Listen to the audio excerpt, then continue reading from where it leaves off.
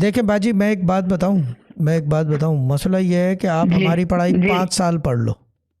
अब ये मैं समझा दूं सबको, हमारी पढ़ाई जो है ना, जो ये हमारे अब्बा का तरीका है पढ़ने पढ़ाने का, जो कदीमी तरीका है पढ़ने पढ़ाने का, 5 साल आप पढ़ो, एक किस्म को 5 साल पढ़ो या लतीफ़ों को।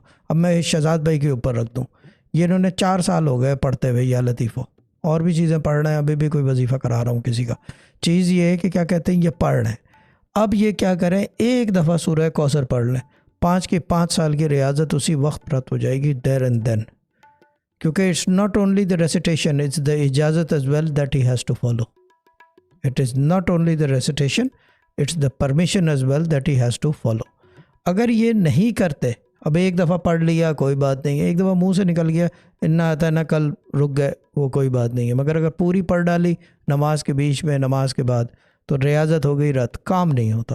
क्योंकि आप बेसिकली मतलब निकाल रहे हो ना कुरान से, और मतलब निकालने वाले मतलब निकालने के लिए you have to follow the rules that have been prescribed by the person who is giving you to recite that particular ayat, surah, ism या पारा।